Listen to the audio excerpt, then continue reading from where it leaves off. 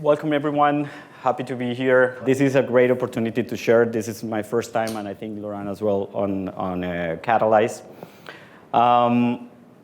When we were preparing for this, we started talking to Inelvo's team and understanding what's the audience that comes to this type of events. So I want you to raise the hand who's on the procurement side or of the organizations, and who's on sales. So sales, procurement, yeah. Thank you. And that was like a highlight for us because it's a different type of audience when you look at rebates management event. And we started digging a lot around how we could align the sales and the procurement teams on something beyond price and rebates, discounts, this fight probably that we could have on the both sides. And that's how we ended up with this topic on how we can build something bigger than just the misalignment that you could find between those. So a little bit about me. I'm from Colombia, living in Mexico City, with the whole team for the last 3 years. Before that, I was part of the global team, trade and revenue management for Sanofi. Before that, I was on revenue growth management for PepsiCo. So I'm moving from industries and learning about the commercial function and seeing that it's not that different from one industry to the other. I pass to Laurent so he can introduce himself. So likewise, great to be here. So it's also great to connect afterwards. So I'm Laurent from Belgium, living in Amsterdam in the Netherlands. I've been working for Philips for 20 years, a bit more than 20 years. I've been working 15 years on the consumer side and the last 5 years on the medical care side. I had the chance to be occupied in different positions: marketing, sales, product innovation, business development, and then revenue growth management and pricing, and that's what leads us here. I was the revenue growth management leader for Greater China on the consumer business, and the last 5 years I was responsible for the pricing strategy for Latin America healthcare. So of course I learned a lot of things from one company, but different industries, different types of customers and stakeholders. So of course what we will do today is also sharing a little bit of our past experiences, so trying to make it practical for you. And please feel free to raise your hand if you have any question while we're speaking. So we like this to be interactive and not to be like just one session from us to you. So we would also like to learn something from you too. Yeah, great. So when we started thinking about the procurement piece, I honestly have to dive a little bit on how you guys face your challenges. And I found this Deloitte Global Chief Procurement Officer survey and try to understand how to reconcile the both sides of the company, right? And 71% of them have the task of improving margins via cost reductions, right? And 74% declared that driving operational efficiency is one of their key targets for the next year. And then on how to do that, there's 36% on renegotiating the conditions with their current vendors or providers, but 61%, said that they want to do it by increasing the level of collaboration between procurement and their sales team. So it was a striking number to see how, in my case, when I ask for something to procurement, I see them like the ones that will fight for me as an internal customer to get the best numbers or the best prices. And it's nice to see that most of them are seeing this as a win-win relationship or win-win kind of approach. So this is something that I really like. And when we move on, when dealing with customers, we also, last month, we're trying to get back a big customer that we lost because of price. And we sat down with the CEO, and the guy was saying, just tell me that you will beat the price from your competitor, and that's the open door for everything else, because we have a lot of things where we can work together. We have a distribution network that they can use to sell the products, but we also sell to them raw materials to do their processes. So we have a big relationship that can be super complementary, but the guy was super tough on just beat the price and I will open the door for the rest. And another example was on the distribution side. We were asking to switch the models, be the guarantee, numerical distribution, and so on. And the guys were super open, our distributors, but when you really double-click the situation, you realize that we as a suppliers or as a partners are not giving them the right tools to do so. And if you manage to figure out that price or even build a nice relationship, the last mile will also be a challenge. And even though you have a great partnership, you have the best prices, on the delivery times, you also, we as a supplier also fail. So a lot of combinations that not really helping us to drive the best relationship with our vendors or our customers. So maybe I'll pause here 1 second. Do you recognize this misalignment? Have you experienced yourself this tension? Yes? No? I see a lot of people saying yes. And actually, that's something that we wanted to highlight, and there are consequences of this misalignment. And here I will show two examples of, and let's say two perspectives. You have first the internal one. So let's take company A. You have on one side the commercial team, you have on the other side the procurement team. You would argue they work for the same company, they're supposed to have the same strategy, so they should work towards the same direction. But it's not always the case. And if you do not have a clear alignment between these two teams, you might actually end up missing opportunities, having some delay when you talk about go-to-market. You might have actually a lot of frustration, a lot of mistrust. I'll give you one example, yeah? And I don't like to talk badly about my previous employer, but it's an example that highlights pretty well what I'm talking about. I mean, Philips is a company where we have pretty structured approach and we have a very clear strategy. However, we didn't spend sufficient time to align all the functions. And we had the situation where we were selling together with the commercial team, the pricing team was helping them to sell value to clients with our helium-free range. So we were selling MR equipment, or we were selling MR equipment to hospitals, and we have in that range, a premium range, we see helium-free. So that guarantees you that you can have operations with much less helium than competitors. That has a huge advantage of hospitals. I will not go into the details there, but at the same time, the commercial team and the pricing team were pushing value to the customers, explaining that thanks to our solution, you don't need to buy so much helium. Yeah? On the other side, the procurement team was really proud to tell the same customers that they had found a way to get helium at a lower price. And obviously, it was not working together. On one side, we were pushing the value so customers would buy the helium-free range, but then we were reducing the importance of that value to the client's eyes, because at the same time, we were doing efforts to reduce the price of helium for them. Yeah? That's why it's important that if you really consider the growth strategy that you have, that you consider that your customer and your suppliers should be part of the same growth plan. Yeah? And that's where we are heading to now in this presentation. Of course, there is also an external misalignment. Yeah? You have on one side the commercial team, and when they are talking to customers, usually they are talking to procurement teams from the customer or from the distributors.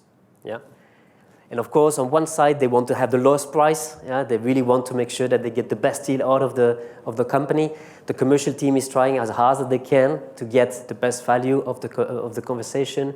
And it can really turn really bad and get into this kind of tension on pricing, again, mistrust, frustration. You can even start creating price wars. But also it could be that if you are too strict on this discussion with negotiation with the clients or with the distributor would say, you know what, I'm not buying from you anymore. That can also happen if you do not have the brand power and the pricing power. So far, so good, you recognize this. But this can have a lot of consequences. And I'm not talking only about this emotional consequence, but of course it can be a lot of money for the company if you're not having the right alignment. And also think about stock reliability. Yeah? If you do not have the right efforts from both sides, you might not have actually the best use of your resources. Yeah? So where we're getting is really making sure that we have these alignments between, and thinking the two perspectives. So internally, the alignments between the different functions, and especially also commercial teams and procurement teams, so that you have one clear strategy. But also on the external side, that you have clear alignment, that you have, and we will present that later, the joint business plans, that you align certain incentives, that you create a mindset of win-win situation, so that you not leave money on the table. And of course, when you do that, you actually can create a framework for growth and value. And the misalignment that you saw before, yeah, you saw on the boat rowing different tempo, not all harmonized. Ideally, what you want to see is a team which is basically rowing at the same time, parallel, with someone leading the way, someone at the back or so helping people to be doing it at the same time. I'm not a professional rower at all, but I know that if you're not doing in synchronization, you will not get the best speed. And that's the same principle. You really want to have a system that aligns everybody in the right direction. Now, of course, to get there, you need to have a system that will rewrite everyone in the right way.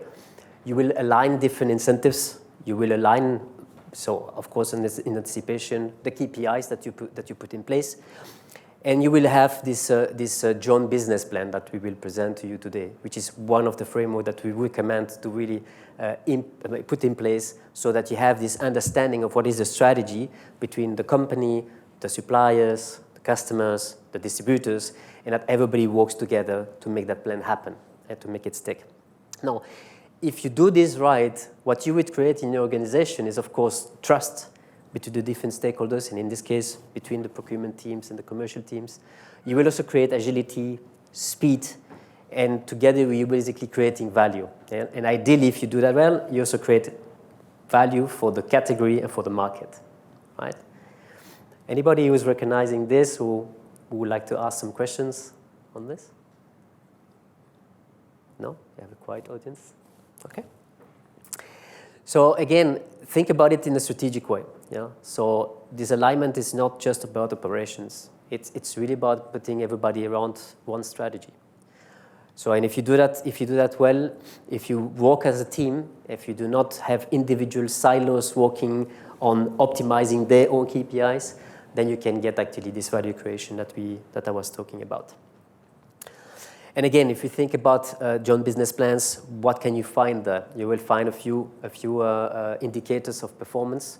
I will show them to you later, which is really making sure that you have a win-win on all the sides. You will create something transparent. You will create something that everybody can trust, and that will make everybody feel comfortable to deliver. Now, that's where also comes the rebate part, yeah, and also the link with Enable. You can actually have a good incentive program that would actually allow people to understand that this is a relationship to win together, to partner together. And that makes also the big difference, and that's also what we were saying at Philips, between what we used to call distributor and what we then started to call a partner. So that's a big difference also in the mineshaft. It's not a transaction that you want to have. It's a relationship. Your distributors will help you to deliver your products into the market. So they are part of the value chain, and you should consider this as well.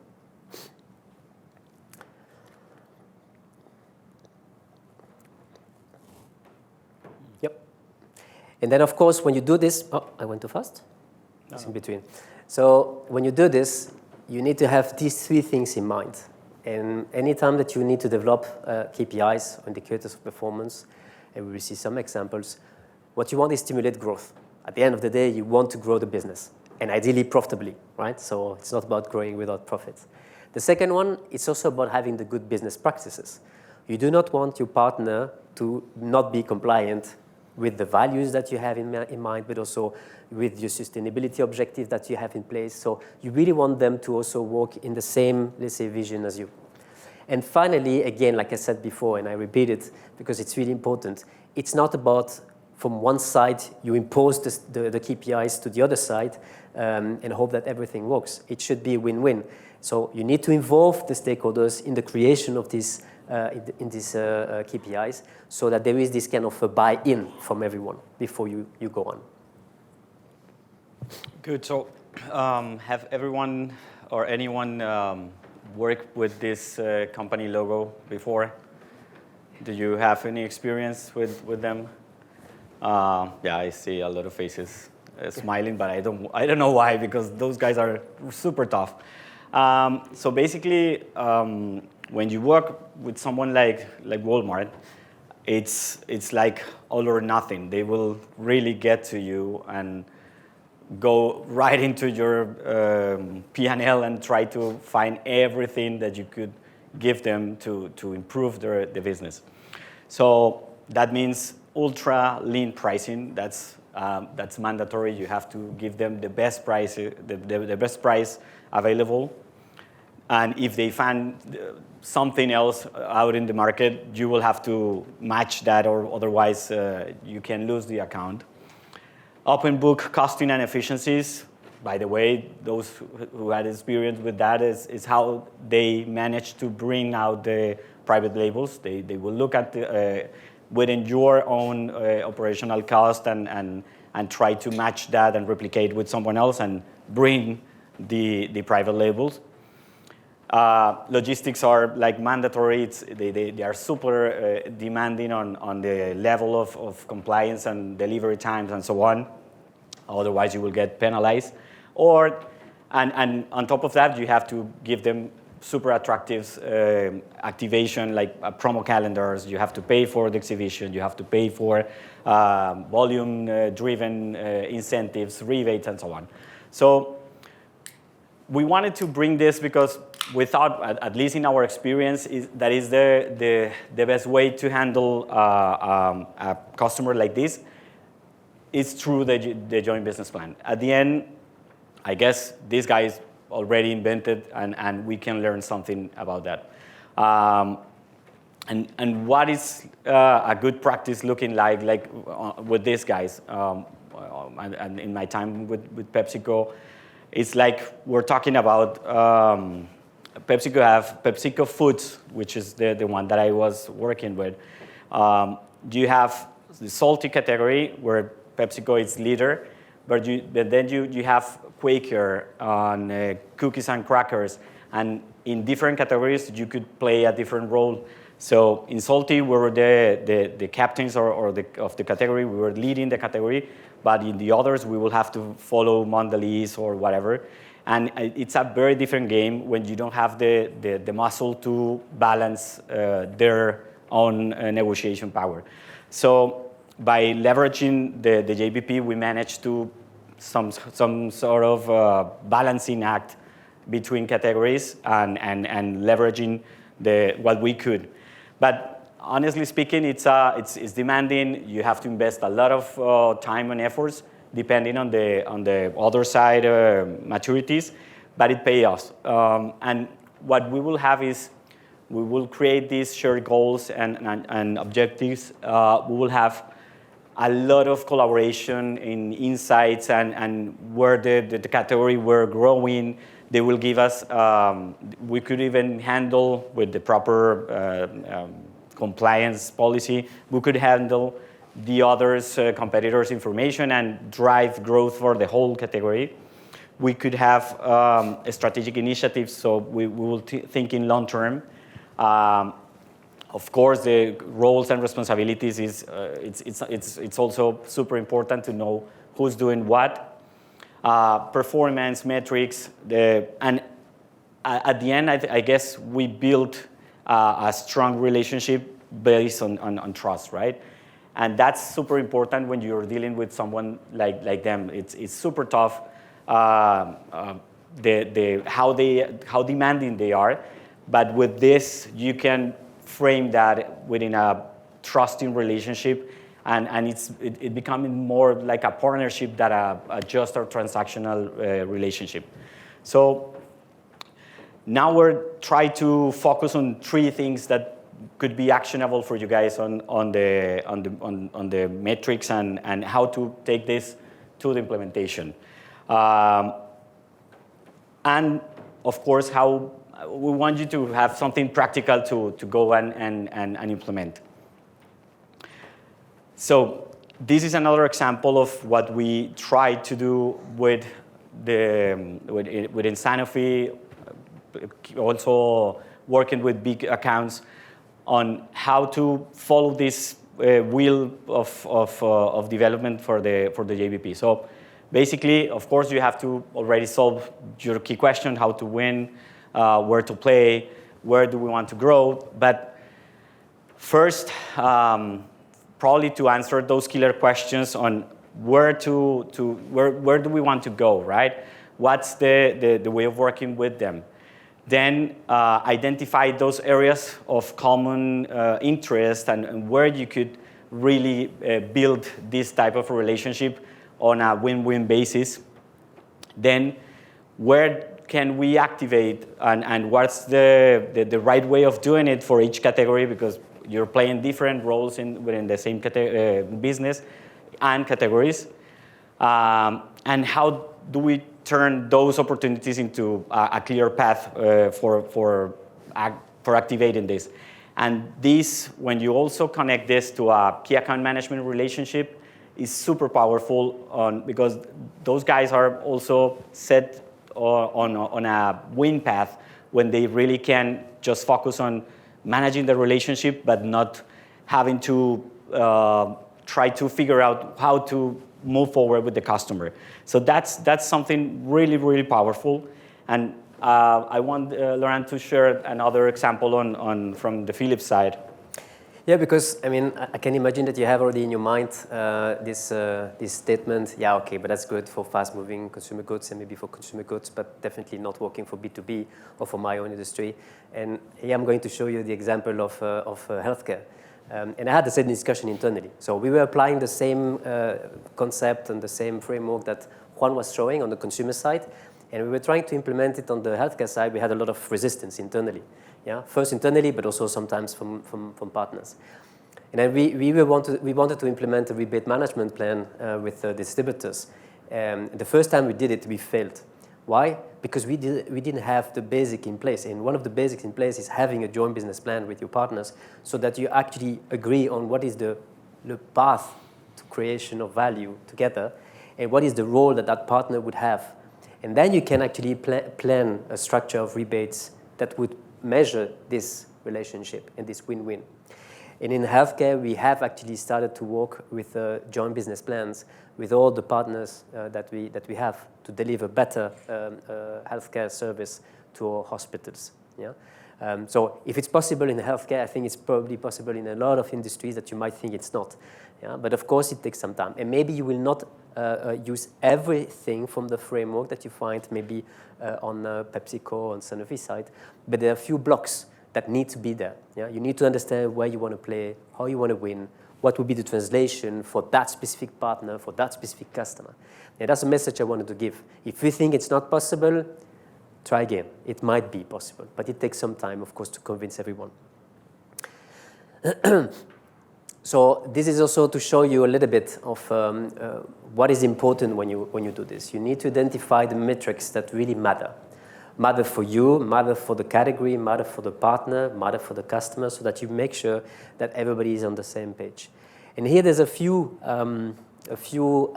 must-have that we recommend you to have. If you have a few things to keep in mind when you build a plan like this, if you want to develop KPIs or including it in a rebate management plan, make sure that you have a joint growth incentive, obviously, or maybe saving. Yeah? So at the end, you want to grow the business. You want to create some profits, extra profits. But also, let's not forgetting for whom we do this. Yeah? So let's keep in mind that at the end, you also want your partner to deliver better service to customer. So customer satisfaction should also be a key driver. Forecast accuracy. You want to make sure that you have a good pipeline, that you deliver on time. So therefore, if you can get a better forecast of the volume, that would help you to deliver faster and better. Yeah? Of course, that would help you to have reliability of your supply chain. Make sure that you show with transparency those KPIs, and that you also show the adherence to your sales process. So for example, if you want your partners to use Salesforce or to use specific framework, put it in. Yeah, just make sure that you have this understanding that there are certain practices that you also want them to use, and so align it with them. What exactly do they need to do? Make sure that you have a meeting cadence, that you meet, for example, a few times a year, yeah, maybe 4 times a year, that you have this kind of top-to-top discussion when you see the gaps. And again, it's not to blame. It's really to have an understanding of what's going on. What do you miss from me? What can I do for you? What can you do differently? And then you also help. Yeah, so it's also about coaching them to do better. Yeah, and that's the way where you can really build this relationship of partnering to create growth together and not being this kind of silo thing and transactional view of things. And then finally also show that you have a follow-up. So if there is an improvement point on specific gaps, make sure that you show that you can execute on those. And here there is an example on the right. Is basically what we have done in Philips. So for the healthcare business, so what are the different elements that we want to track with them first? And you can keep it simple at the beginning. It could be about logistics, it could be about financial delivery, it could be, of course, growth. That's another example. So probably you know the business, sleep respiratory devices. Unfortunately, we were in the news for other reasons. So we had a framework in place with rebate management, with different KPIs, to basically compensate the performance on logistics, on finance, on branding activities, and so on. And of course, and that's also a message. That's why I explained the context of this quality issue that we had. You also need to make sure that you can adapt your system. If something changed in the market, if something changed in the context, in the macro, make sure that you can adapt. So it would be really bad if you have to tell your distributor, I'm sorry, this is the rebate structure that we have. This is what you need to order from me. We had to shift gears because, of course, when we had this quality issue, okay, we could not deliver this product, so we had to shift to some other products. So we need to make sure that they keep making also money, keep doing money. And then ideally, you have different drivers. So again, value drivers. The presentation before also had this kind of split: value drivers, operational drivers, and finally, financial drivers. Yeah, so let's now also talk a little bit about the takeaways. So if you want to go from strategy to execution, what are the tips that we would like you to remember? So maybe you can start with the first one. Yeah, basically, this might be super complicated or sound a little bit too much for many of us, but it's just, you should just start. Start small. Try to find the right partner, someone that is willing to grow with the appetite for try to and collaborate. So starting small and try to see where are those opportunities. Bringing JBP from FMCG to pharma or to the construction industry is not that easy. But at the end, you can find ways of doing it. And starting by something small and easy to handle at the beginning, securing short-term wins, I guess. Also, make sure that the communication is important, right? So remember that. So use simple language. So make sure that everybody understands what you're talking about and how the KPIs are measured. So keep it simple, yeah. Yeah, and that's not to be taken lightly. When you start talking about JBPs, customers might get a little bit threatened because they feel like you're, if talking about rebates is already complicated, saying a JBP plan and the whole work before that and during the year, it's gonna be tough. So be transparent, be simple. Trying to align a win-win relationship, it's not always easy. Someone will resist, but trying to talk directly and openly will also help to ease the relationship and the tension when you try to implement something like this. Then I also said before, do the diagnostic together. Yeah? So don't use this to blame. It's not a blaming game. Yeah? It's really about being there together. Show that you care about the partner and they should care for you. Yeah? So it should be like both sides. Change management is never something to overlook. Driving this type of conversation, it will never be easy if you don't take the time to understand the willingness of the customer, even within your team, they will be resistant because it's at the beginning, it feels like it complicates things. But when you demonstrate how in the long run or even in the mid run, they will get easier conversation and just focus on implementation and not just the tension on price and discounts, that change is also something to work at and to look at. And of course, you ideally, and that's not something that I've seen companies doing all the time, but make sure that you have also people responsible for the relationship. Yeah, so you can call it a key account manager, you can call it a partner manager, making sure that there is people responsible for keeping that relationship going and having that flow. Yeah, so it's key to have it. Maybe the last one. Yeah, and probably, I don't know if you guys are familiarized with this bow tie versus diamond style of relationship handling a customer that is very difficult because everything has to go through the key account and the procurement guy.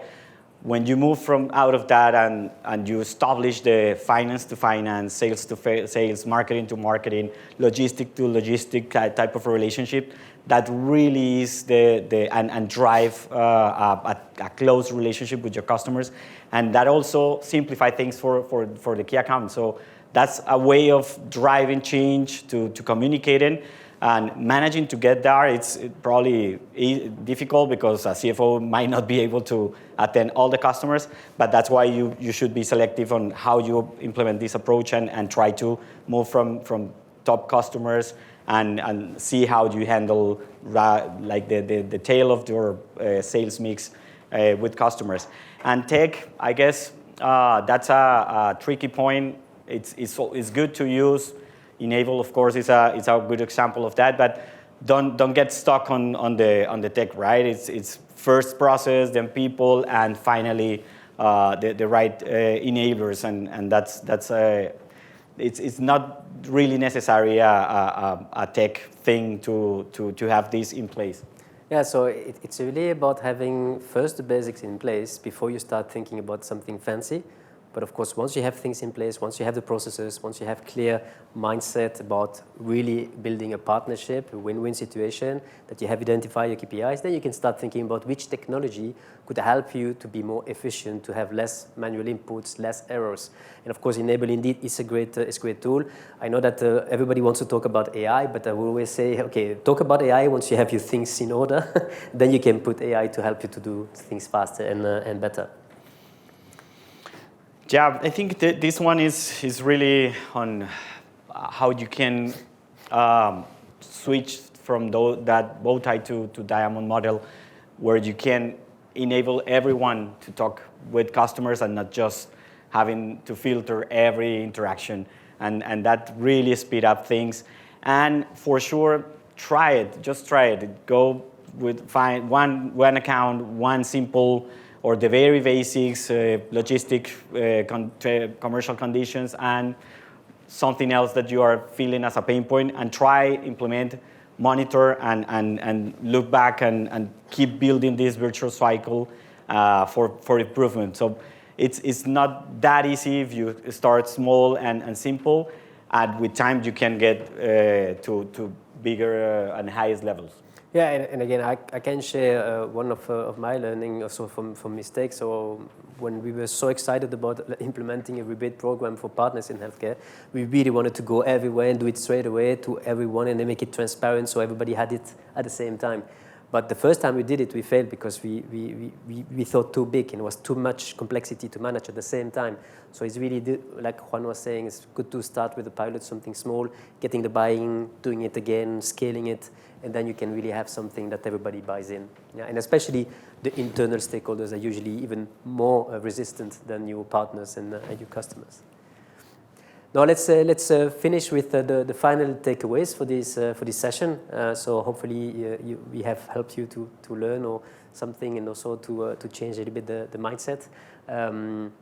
Yeah. So the first one maybe. So joint business plan are not for everyone. So think twice. How you're going to build it, for whom you're going to build it. focus, less is more. Yeah, so you can also go for the rule 20/80, making sure that you have that right, and then you can always do more if you need to.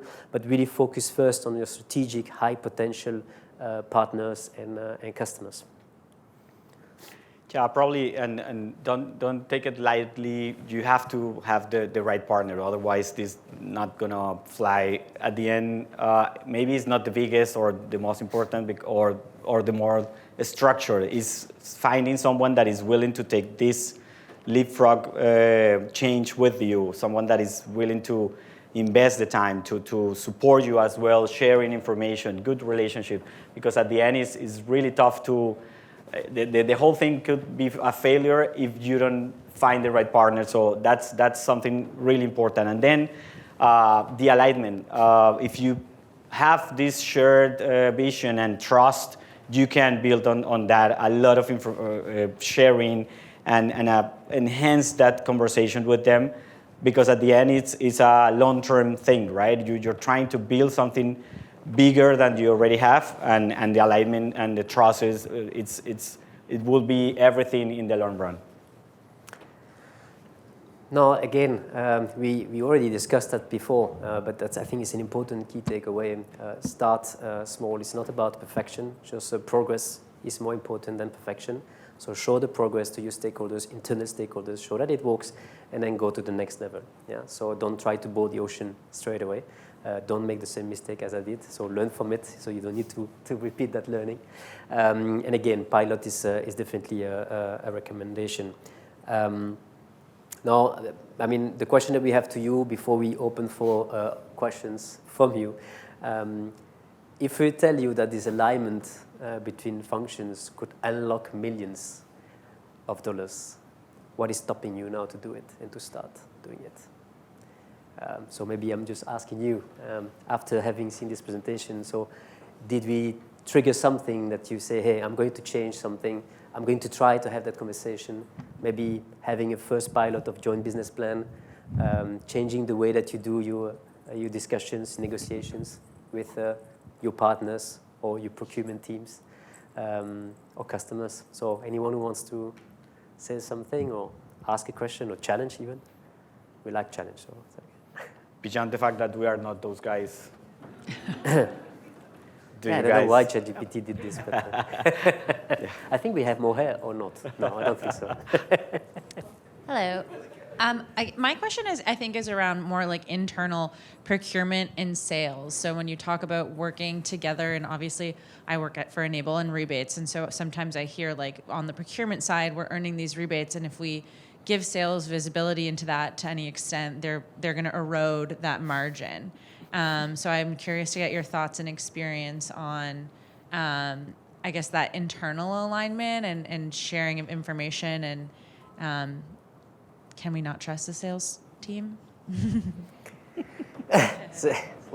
How many sales people are here? So I wouldn't say you cannot trust them, because otherwise there might be shot on the way out. But honestly, I know there are many people who say that you should not trust the salespeople and you should not share too much information.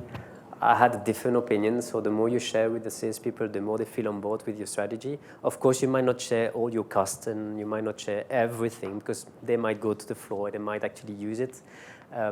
But if you have a good education, if you bring them to a certain maturity, that's important. So if your salespeople are mature enough, then I would say you can start sharing a bit more. The joint business plan, you can't do this without the salespeople, because they need to own it. So if you do not start sharing with them, it will not fly. So yeah, I would always recommend that you involve them. Now, of course, there might be certain information that you keep confidential. Procurement doesn't need to release all of it. The point that we were trying to make is ideally the strategy or the incentives that the procurement team have, an incentive that the salespeople have, should actually connect, and they should build together to make sure that your strategy is achieved. And I've seen it also internally, and I had the chance to see different divisions, so I've seen the good and the ugly. I've seen it when it doesn't work. You really have people working in parallel, and that drives the forces to completely different direction. The example that I mentioned before about this helium-free equipment is one of them. We were laughing at some point about it afterwards, but yeah, it's just too bad that we were not thinking about aligning before it happened. Yeah. Some way of framing it is like the work that procurement already did with and gaining those rebates is like money that you already have in the pocket. So as a company, you have to deal with that. It's that's something that is strategically you want to direct or to repurpose to some specific market or winning something outside of the company, or should be something that is a win for the company. Yeah. So let's try to build this internal alignment and see it as a win for the company, and then move into a strategic decision as a team. Someone else? Any other question? Yeah.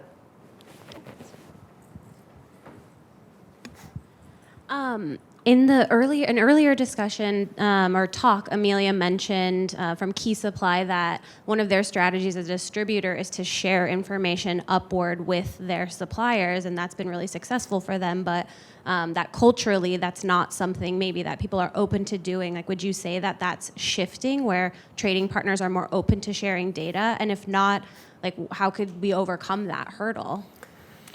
That's a tough one. We're living that transformation in my current company, where we're trying to ask them to share. But at the beginning, what we started saying is, I will pay you for that. It's a small fee. It's not really significant, but I think you have to understand the other side's lack of trust, let's say, because in some point, and I was asking in the previous session, how do you overcome the transition from working 100% through a distributor to a mix go-to-market where you serve something directly and they serve the other part. So we are in the middle of that transformation, and basically they're afraid of us taking control of their customers and leaving them aside of or outside of the deal. And we're trying to show them that if we can really talk and sit together and plan, there is room for everyone.